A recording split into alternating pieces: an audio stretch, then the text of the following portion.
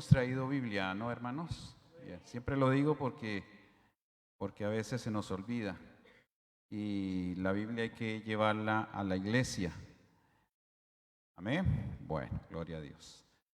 Bien, antes de que se me olvide el título, porque la vez pasada se me olvidó y pasé aquí una vergüenza muy grande, esta vez no quiero pasarla. Entonces les adelanto de una vez el título de la predicación de esta mañana. ¿Cómo consigo avivar mi vida? ¿Cómo consigo avivar mi vida? Ese es el título de esta predicación y espero que el Señor nos ayude porque estamos pues pasando tiempos difíciles a nivel de iglesia, a nivel, pues estos tiempos son muy difíciles para nosotros. Llevar siempre una contraria al mundo. El mundo tiene sus reglas, sus estatutos, pero Dios tiene las suyas y son las más importantes, y el mundo pues no quiere esas reglas, el mundo no quiere someterse a lo que Dios ha establecido. Entonces ir en contra del mundo pues se torna difícil y es una vida bastante sufrida, pero gracias a Dios el Señor está con nosotros.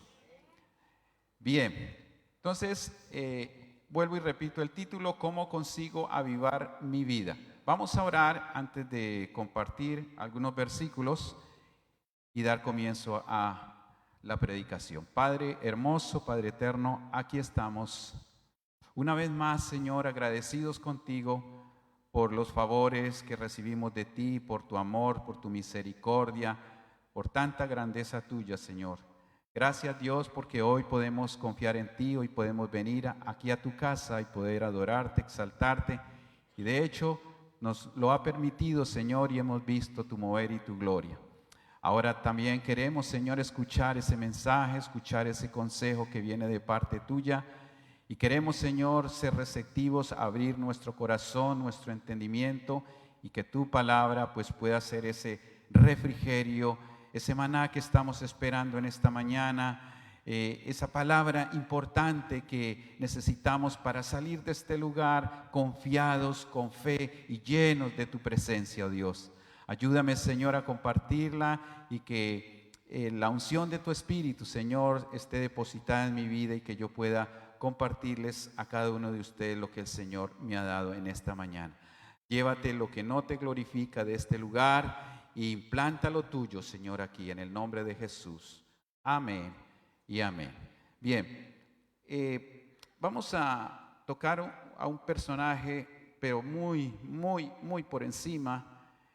De hecho es un rey, y este es un rey que hizo cosas importantes y fue catalogado uno de los mejores reyes de Judá, porque habían reyes malísimos como el de la predicación de anoche, que era malísimo, pero también habían reyes buenos. Este era uno de los buenos, pero no dejó de ser humano, como tú y yo. Aunque era rey, no dejó de ser un ser humano que también cometió sus errores, pero que a la postre le llevó a ser pues mencionado como uno de los mejores reyes. Y estoy hablando de el rey Ezequías.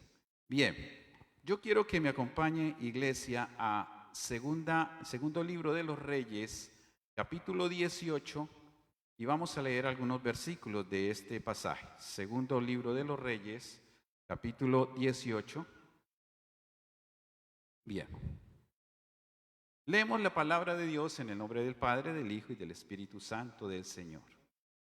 Dice la palabra de Dios a partir del verso 3 del Segunda de Reyes 18. Hizo lo recto, está hablando de Ezequías, ante los ojos de Jehová, conforme a todas las cosas que había hecho David su padre. Él quitó los lugares altos y quebró las imágenes y cortó los símbolos de acera e hizo pedazos la serpiente de bronce que había hecho Moisés, porque hasta entonces le quemaban incienso los hijos de Israel, y la llamó Neustam, que esto es cosa de bronce. En Jehová, Dios de Israel, puso su esperanza. Ni después ni antes de él hubo otro como él entre los reyes de Judá. Y verso 6, porque siguió a Jehová y no se apartó de él, sino que guardó los mandamientos que Jehová prescribió a Moisés. Hasta ahí.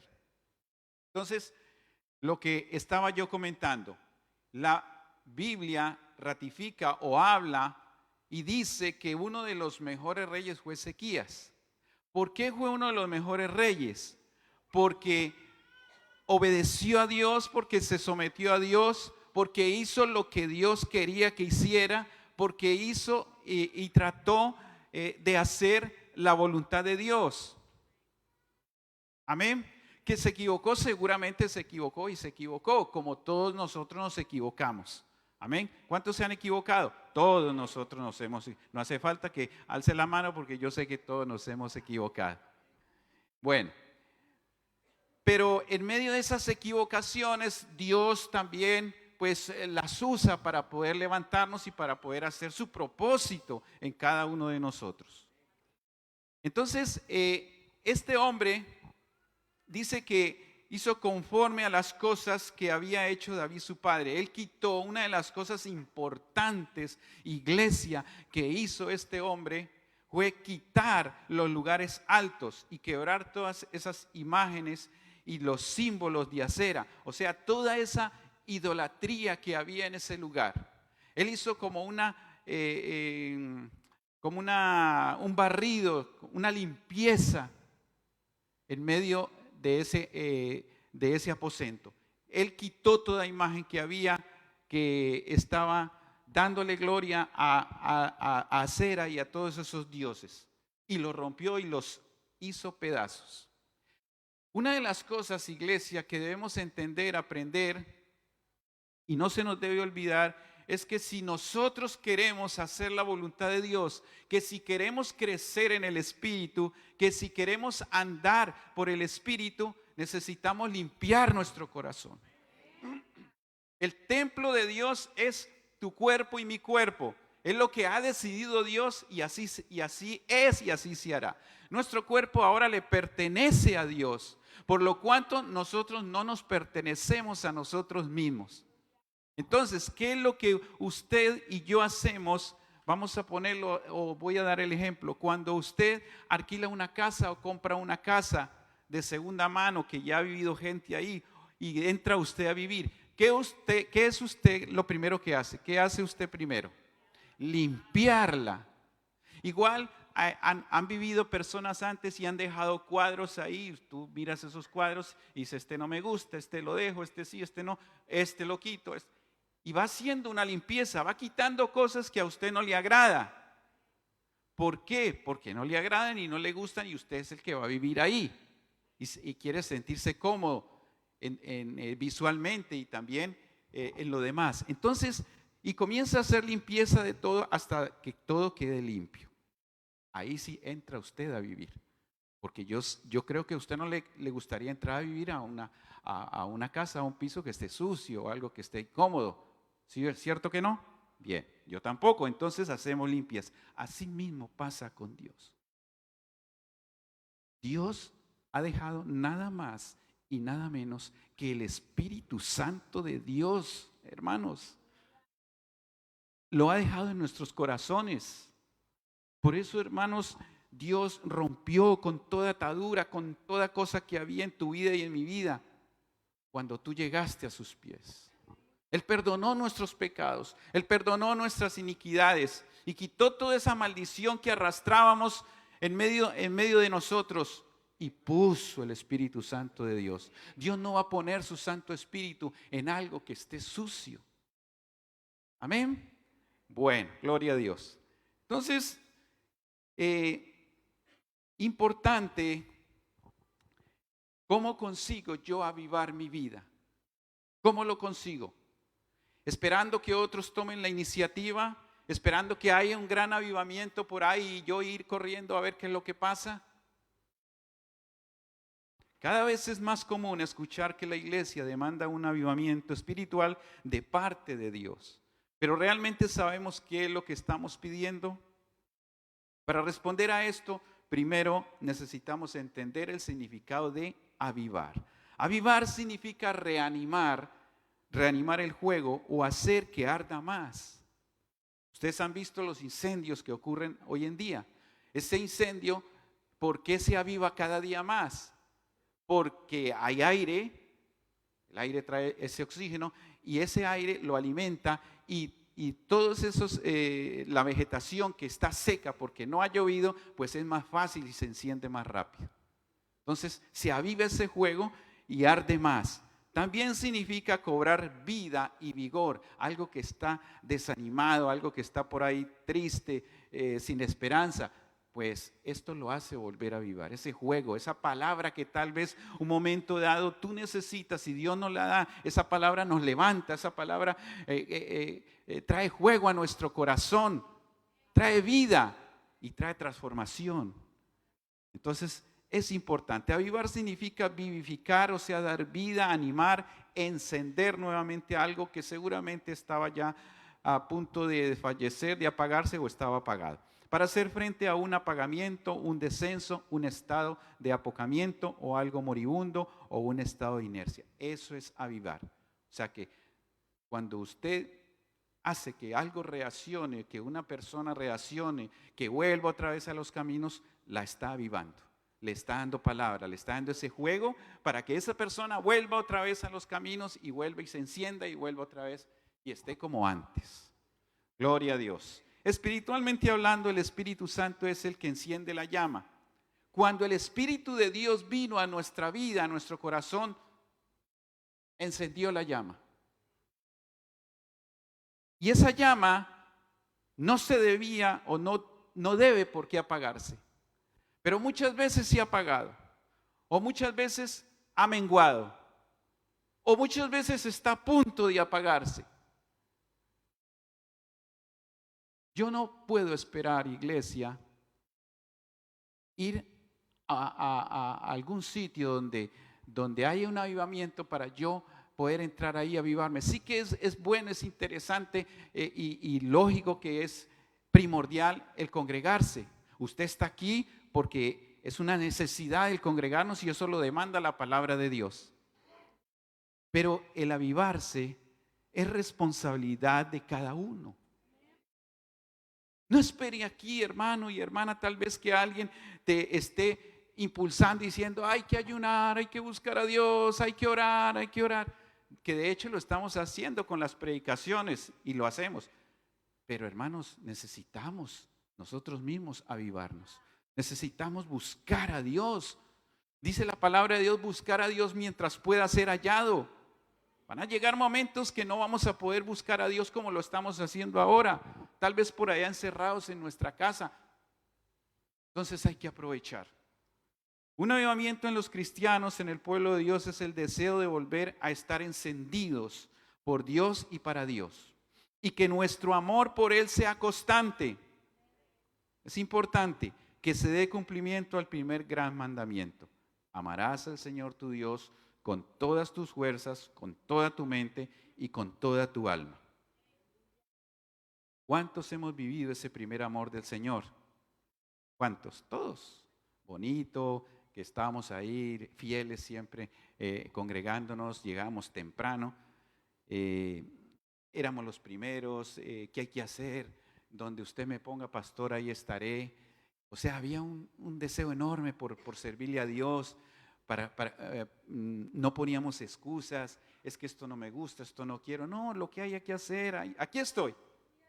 ¿Sí o no? Yo lo viví así, hermano, y quiero y deseo seguirlo viviendo, porque eso es lo importante, hermanos. Pero algo pasó en el transcurrir de nuestra vida cristiana, vinieron las pruebas, vinieron los problemas, vinieron muchas cosas que hizo que ese avivamiento, que ese primer amor se fuera apagando. Entonces, ¿qué es lo que ha pasado? Está en nosotros la responsabilidad de ponernos delante del Señor y decirle, Señor, ¿qué ha pasado con mi vida? ¿En qué he fallado? ¿Qué he dejado de hacer? Y el Señor te va dando respuestas y el Señor te va diciendo lo que tú tienes que hacer. Gloria a Dios. En 1 Tesalonicenses capítulo 5, verso 19, dice, no apaguéis el espíritu. No apaguéis el espíritu. Y te está hablando a ti, me está hablando a mí. No apaguéis el espíritu, porque lo podemos apagar. Si lo está diciendo la palabra aquí es porque seguramente lo podemos apagar. Porque el Espíritu Santo vive en nosotros, nos enseña, nos recuerda la obra de Cristo. Hermanos, Él no vino, el Espíritu Santo, solamente para ayudarnos a predicar el Evangelio, que para eso fue que vino ese Consolador. Él prometió, esa promesa se cumplió ahí en Hechos de los Apóstoles.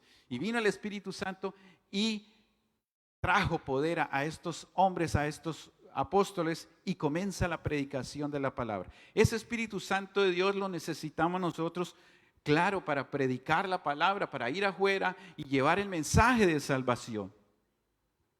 Amén. Pero también ese Espíritu Santo nos recuerda la obra de Cristo. Nos convence de pecado, lo que Cristo ha hecho por nosotros. Pasados los años, el Espíritu te recuerda lo que Dios ha hecho por tu vida. Cuando empezaste, cuando le entregaste por primera vez su vida a Él, hasta los años que llevas. Él te va recordando y te va diciendo de dónde te ha sacado, de qué lugar te sacó. Gloria a Dios. Nos muestra la justicia de Dios, nos guía a la verdad y nos revela la voluntad del Padre. Debido a esto, el avivamiento entonces no es un fenómeno nuevo, sino que ha estado presente siempre, siendo descrito en la palabra de Dios. Tanto en el Antiguo como en el Nuevo Testamento se menciona el Espíritu de Dios, el Espíritu de Jehová, el Espíritu Santo. Siempre ha estado ahí. Amén.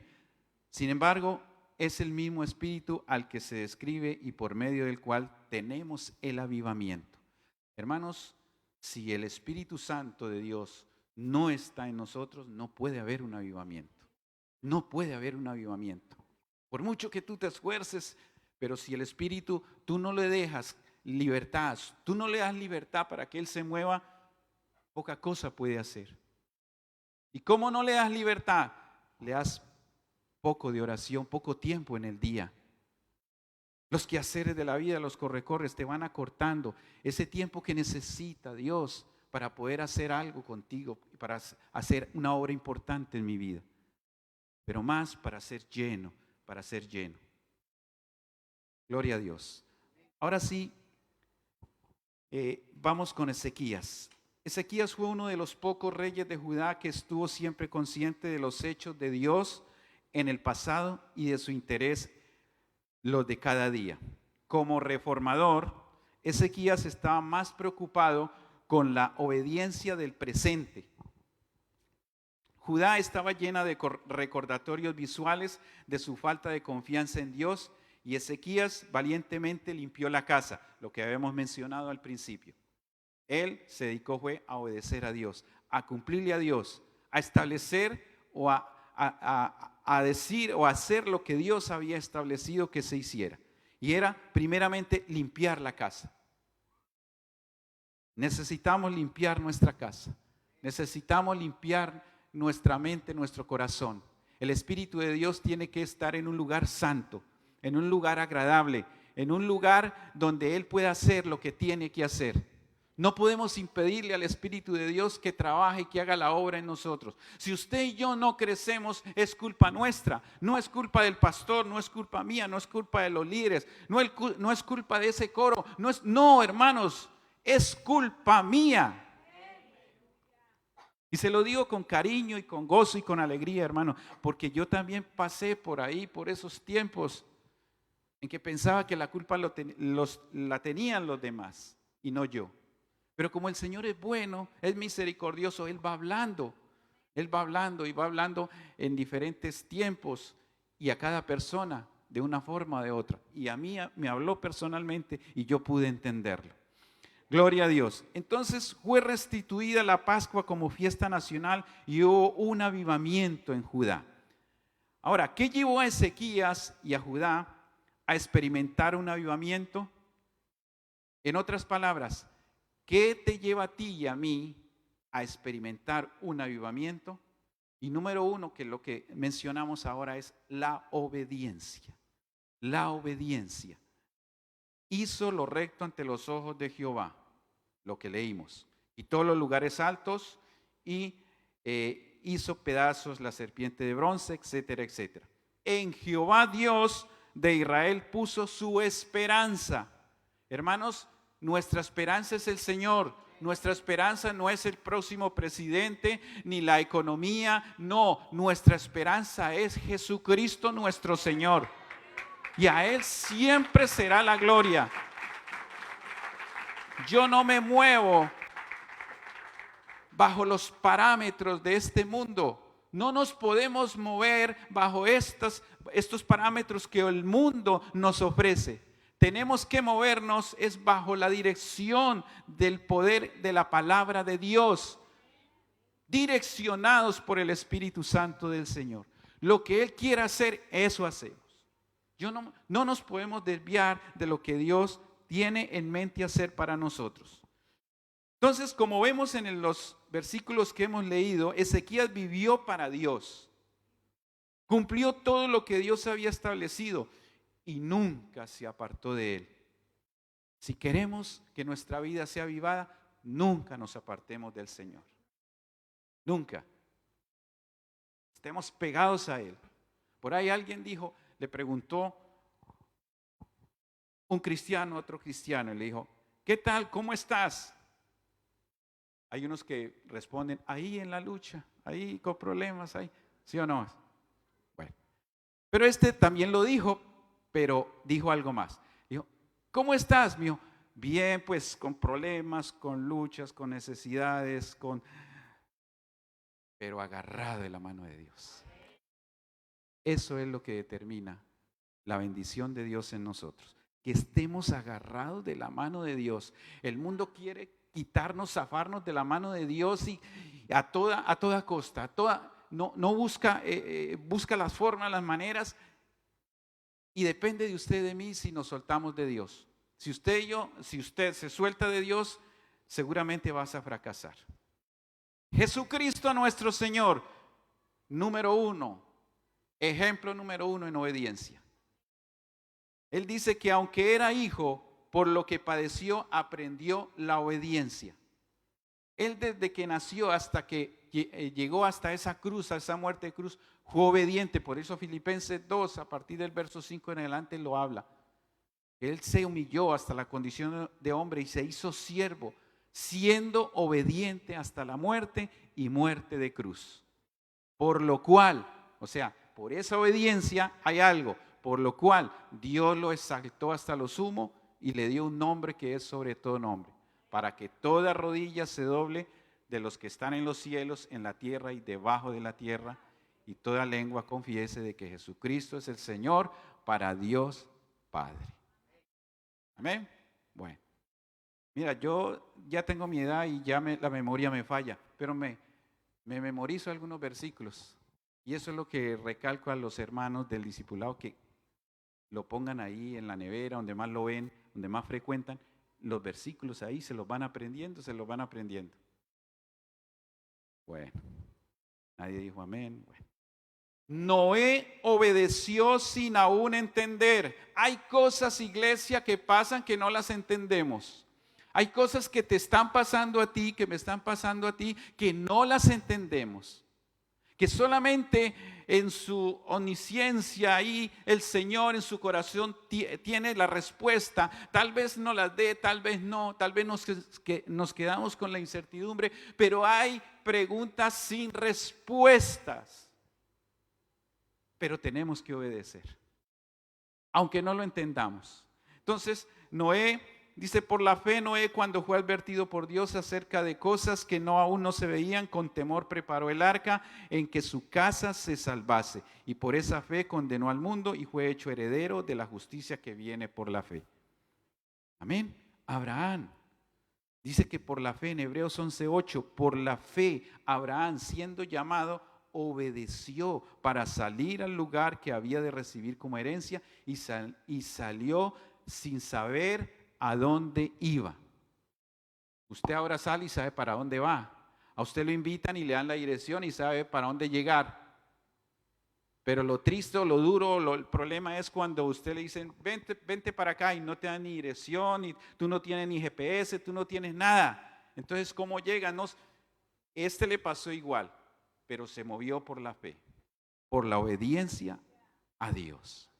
Bien, 2, entonces primero, obediencia. 2, desear un cambio radical. Hay gente que se estancó y está ahí, no quiere cambiar.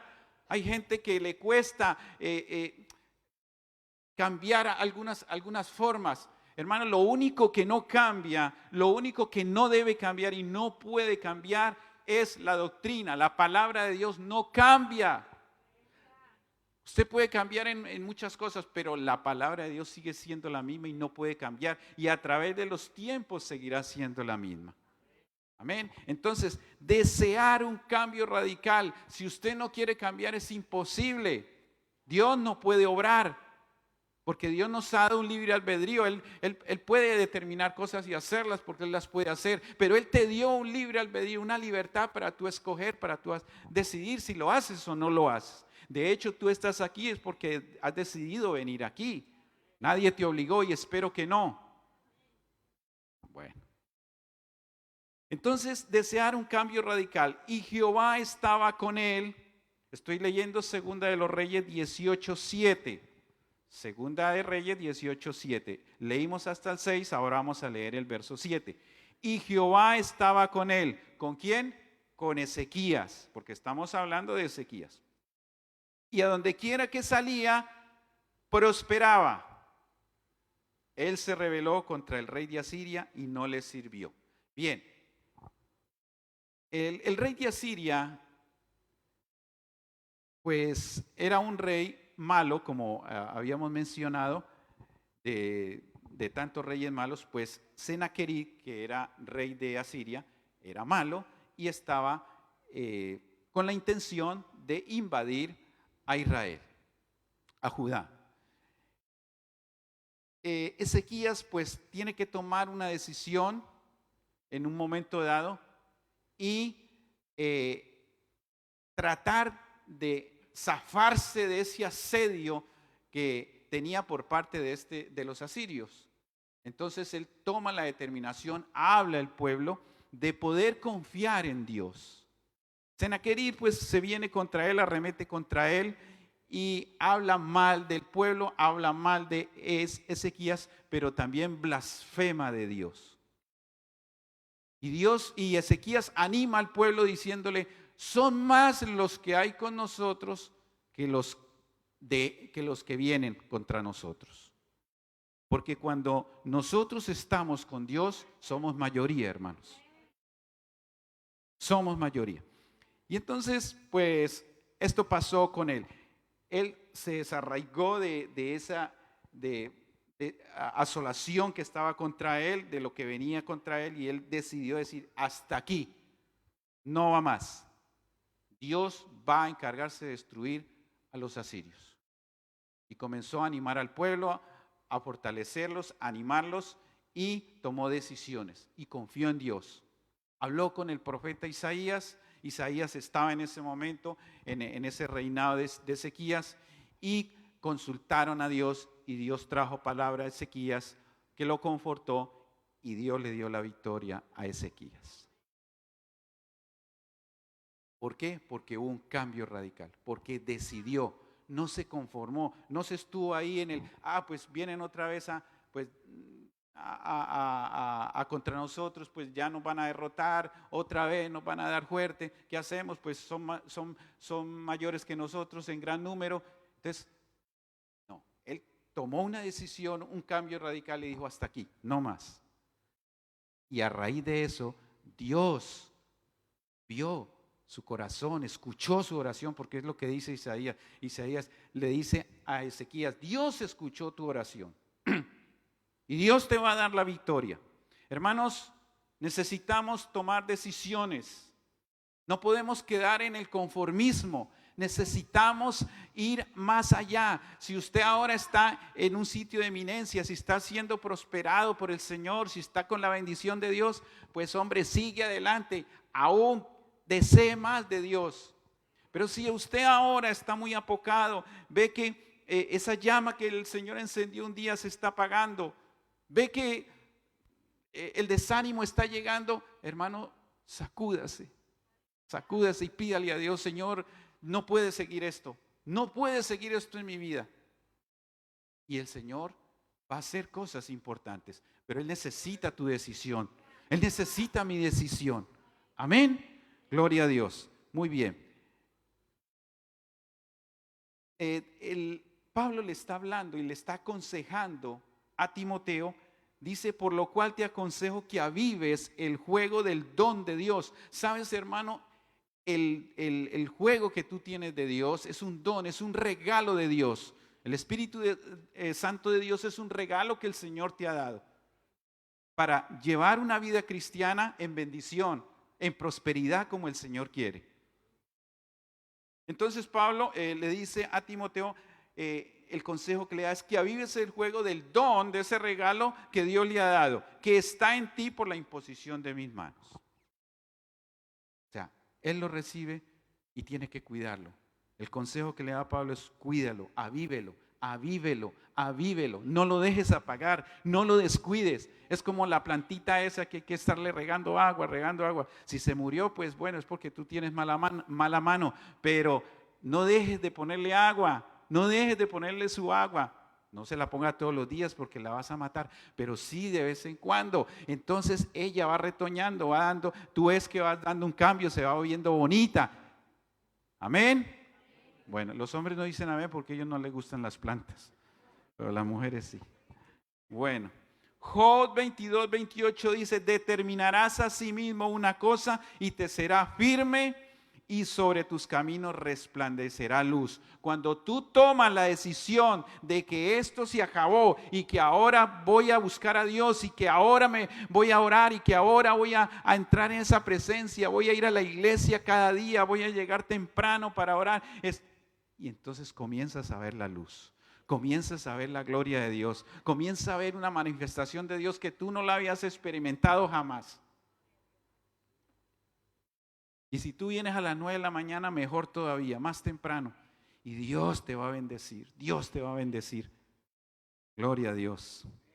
Y 3, y con esto termino: confiar plenamente en Dios. Primero, obediencia. Segundo,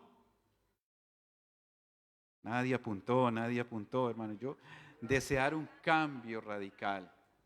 Y tercero, confiar plenamente en Dios, porque a veces confiamos a medias, sí o no, nos va bien la cosa, sí, confiamos en Dios, nos está yendo mal, y Dios, ¿qué pasó con Dios? Amén, así es el ser humano y somos cada uno de nosotros. Bien, así ha dicho el rey, Segunda de Reyes 18, 29 y 30, Segunda de Reyes ahí mismo en el verso 29 y 30. Así ha dicho el rey: no se engañe Ezequías. Está hablando aquí Senecarib, el rey de Asiria. Así ha dicho el rey: no se engañe Ezequías, porque no os podrá librar de mi mano. Y no os haga Ezequías confiar en Jehová, diciendo: ciertamente nos librará Jehová, y esta ciudad no será entregada en manos del rey de Asiria. Él estaba infundiendo miedo, vuelvo y repito, a esta gente, a los de Judá, diciéndole que no confiaran en Ezequías. No se engañe este rey Ezequías, porque Ezequías dice que es que Jehová los va a librar, pero mentiras, de mi mano no los va a librar nadie, decía el rey de Asiria. El rey de Asiria quiso sembrar el miedo en el cuerpo de Ezequías y de su pueblo, para hacer que desconfiaran de Dios.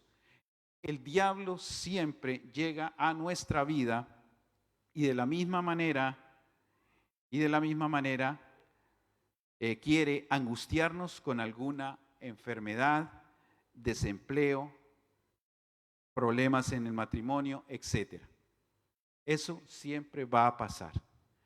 Y más cuando usted está buscando más de Dios, ahí va a venir.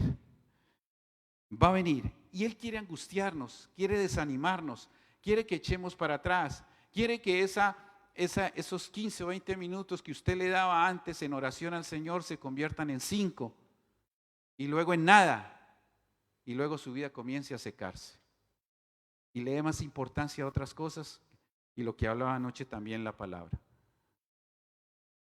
Nos van llenando la cabeza de cosas, de materiales, cosas superficiales, y esto no sirve para nada, hermanos.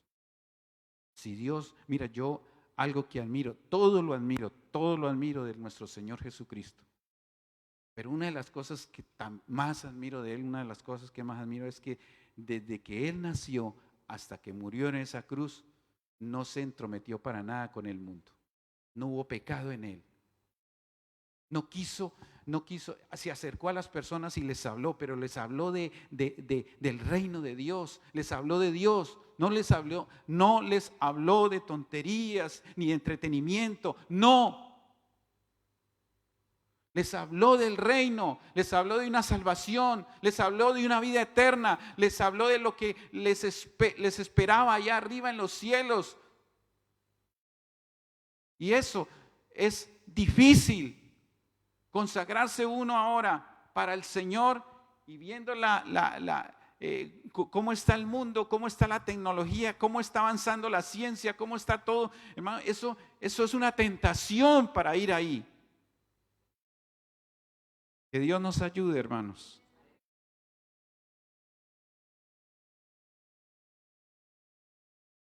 Adorar siempre a Dios.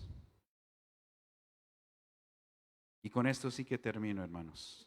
Adorar siempre a Dios. Siempre.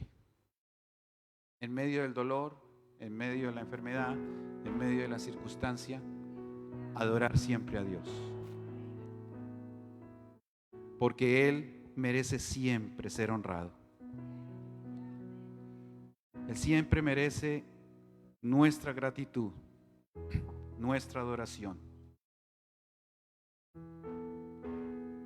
Ni Ezequías ni el pueblo de Judá fueron malagradecidos con su Dios por la ayuda recibida, sino por el contrario, adoraron a Jehová a través de holocaustos, instrumentos musicales, cánticos y lo más importante, con un corazón sincero.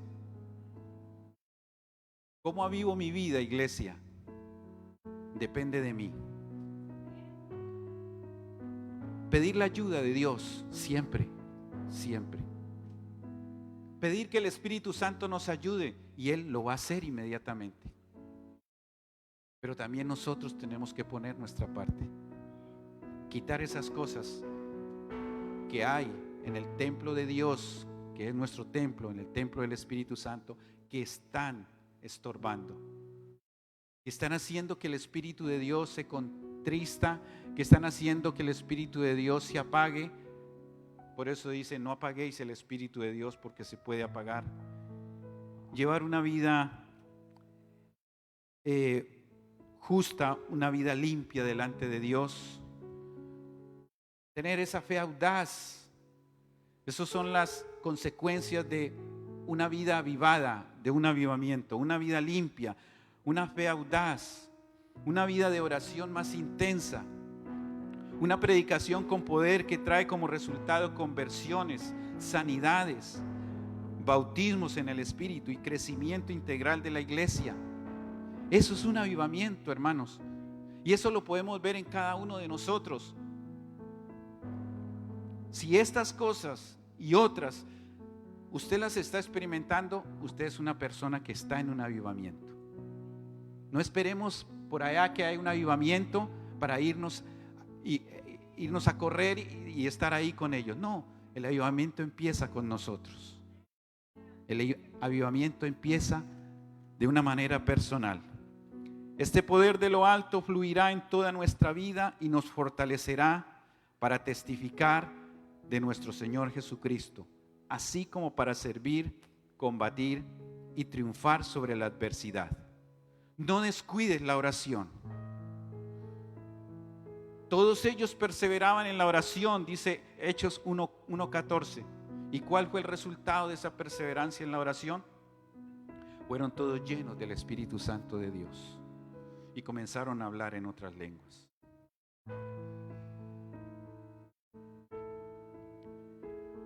Cuando hubieron orado, el lugar en que estaban congregados tembló y todos fueron llenos del Espíritu y hablaban con denuedo la palabra de Dios.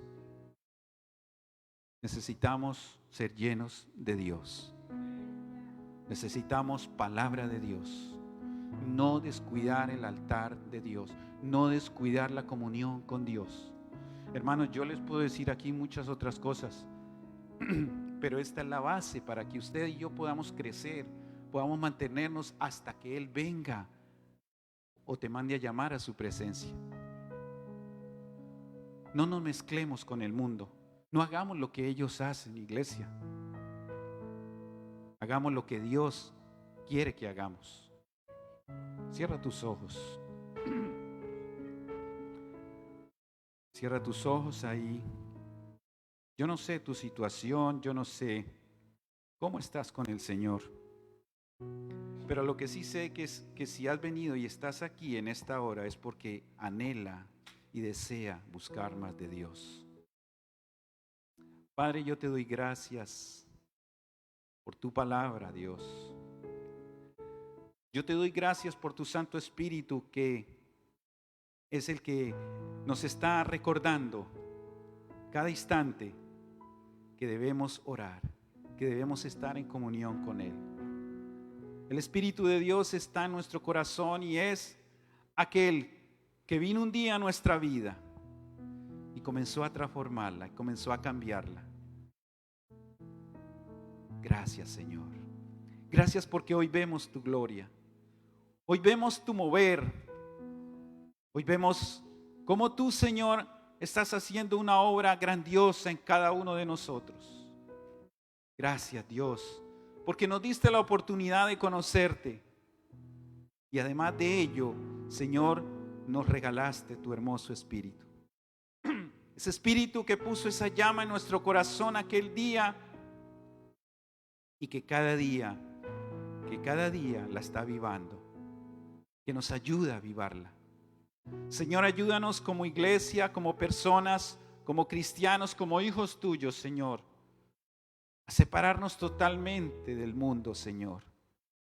Quita, Señor, todo lo que haya en nuestro corazón, en nuestra mente, en nuestro templo, que es nuestro cuerpo y que está impidiendo que el Espíritu de Dios trabaje, que haga la obra que tiene que hacer. Ayúdanos, Señor, a mantenernos fieles a ti. Ayúdanos a consagrarnos cada día más.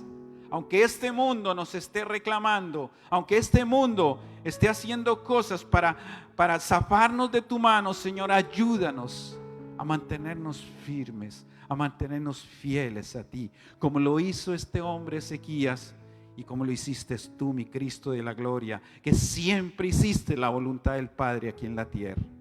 Gracias, Dios. Gracias, Dios. Ministra, Señor, nuestros corazones, nuestras vidas cada día. Padre, gracias, gracias. En el nombre de Jesús. Amén, amén. Dale un aplauso al Señor.